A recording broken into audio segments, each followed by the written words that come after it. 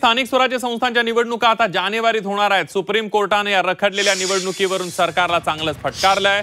आता काँग्रेस नेते विजय वडेट्टीवार यांनी ही टीका केली आहे। राज्यात पावसाळा संपत आलाय, अशा वेळी नोव्हेंबरमध्ये निवडणुका होऊ शकल्या असत्या, पण राज्यात शेतकरी अडचणीत आहे। मराठा विरुद्ध ओबीसी वातावरण चिघळलंय। सरकारला पोषक वातावरण वाटत नाही म्हणून निवडणुका घेत नसतील असं विजय वडेट्टीवार यांनी म्हटलेलं आहे। घाबरते निवडणुका घेण्यासाठी, कारण सरकारला पोषक वातावरण दिसत नाही। शेतकरी संकटात आहे, प्रचंड नुकसान अतिवृष्टीमुळे झालेलं आहे। शेतकरी टाव फोडतोय, त्याला कुठल्याही मदतीची सरकारकडून आता घोषणा नाही किंवा मदत नाही।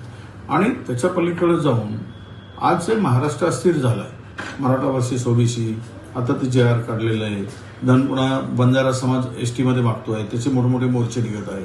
हे एकमेकाशी झुंजण्याचं काम जे चाललेलं आहे, त्यातून महाराष्ट्रातील समाजामध्ये प्रचंड बहुजन समाजामध्ये एक राग चीड निर्माण झाली आहे। कदाचित तो सर्वे आला असेल आणि निवडणुकीला पुढे गेलो तर आम्ही पराजय त्यांना दिसत असेल, त्यामुळे घाबरून हे काहीतरी थातुरमातुर कारण दाखवून, डिलिमिटेशनचं कारण दाखवून हे सरकारने तिथून पळवाटा करण्याचा प्रयत्न केलेला आहे।